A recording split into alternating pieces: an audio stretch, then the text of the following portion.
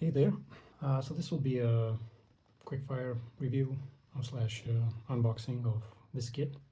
This is the Lamborghini Murcielago R-SV 2011 GT1. It's made by Aoshima or Aoshima. We'll go over the kit, a few words about it, its history, pricing, availability, and general online feel.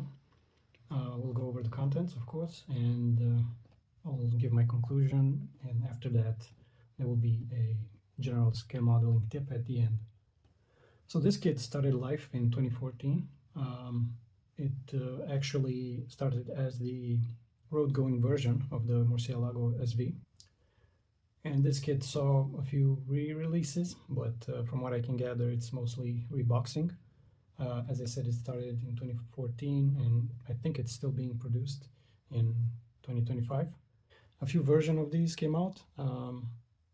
So we have the presentation version, which was the launch of the racing car.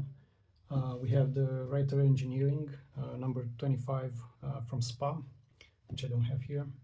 And we have this one, the Zolder number 38. From what I can tell, there aren't any big differences between the cars, but we'll get into the details of that when we look at the contents. So the pricing for this kit is between 30 and 50 euros. That is both in shops as new and also on eBay in secondhand. This kit is somewhat rare outside of Japan. I wouldn't say it's very rare, but it's not common either. You can find it, as I said, on eBay, secondhand, or brand new in some shops if you're lucky. This kit is very sought after. Yeah, there's a lot of demand for it.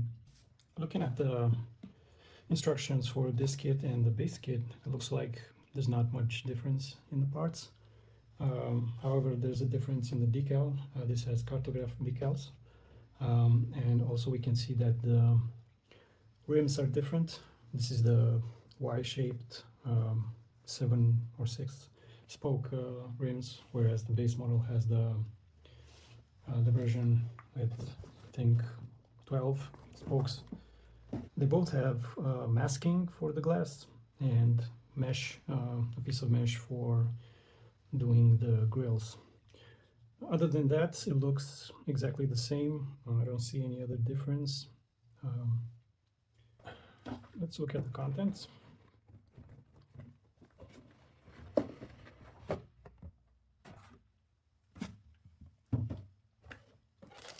So right off the bat, we can see that there are a lot of parts.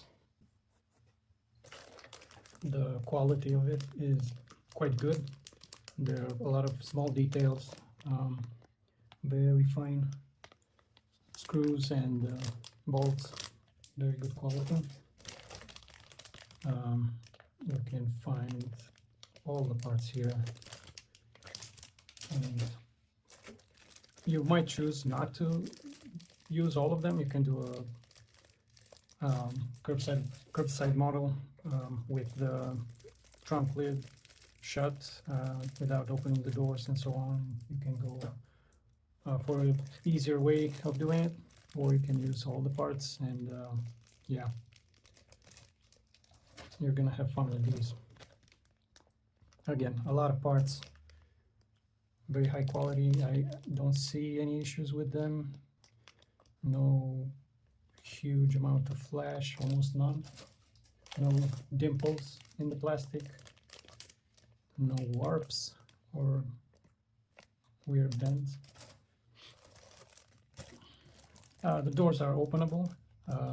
You can also choose to display them opened.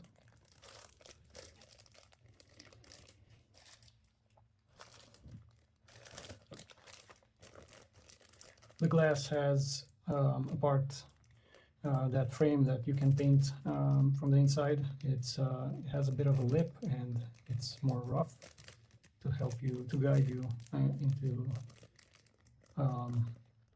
painting that, but there's also masking for it. The body looks pretty good. The panel lines could be a bit deeper, but I guess you can do that yourself. Not a lot of flash, very good quality.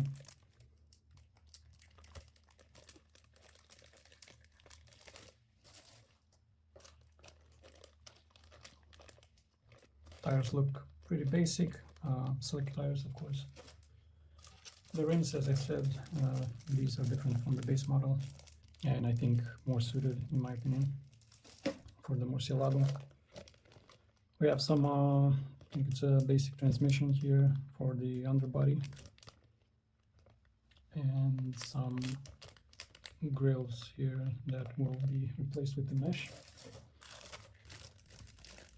The interior, the roll cage, steering wheel, interior of the doors. We have some chrome parts here, the exhaust, and yeah, some exhaust pipes, and I guess the mirrors.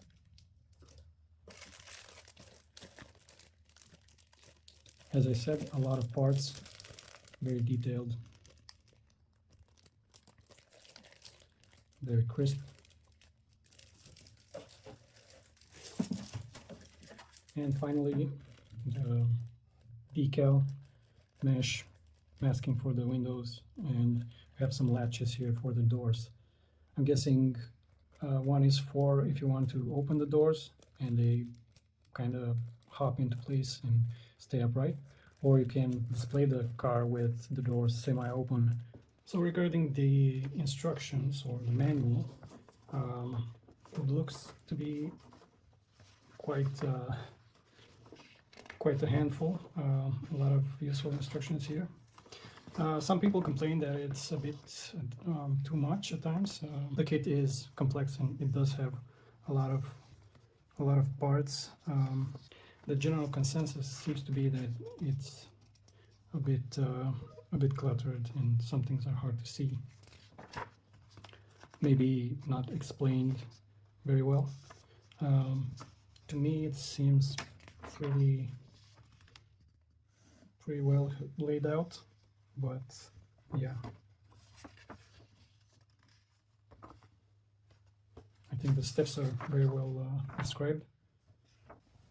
So in conclusion, this is a very detailed kit, highly realistic, detail both in the amount of parts and also their quality. Yeah, I think it's up there with the best kits that I've seen. A lot of detail and very clean, very sharp details. With that said, this is not a beginner-friendly kit.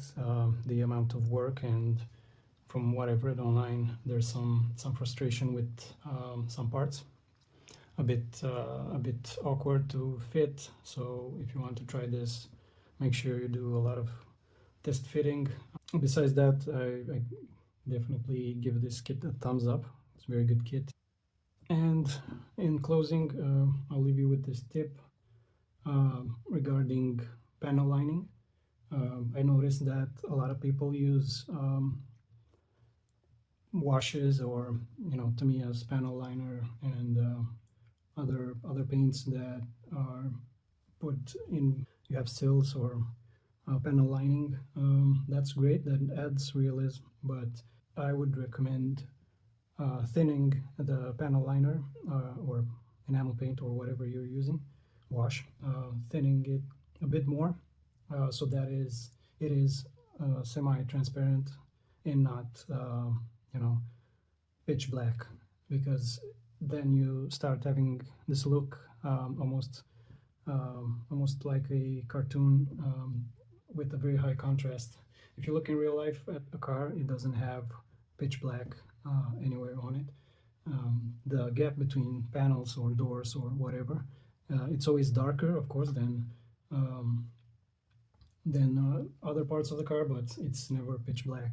So yes, darken the lines, the panel lines, but maybe use a wash that is semi-transparent, not that opaque. Okay, that's it. Thanks.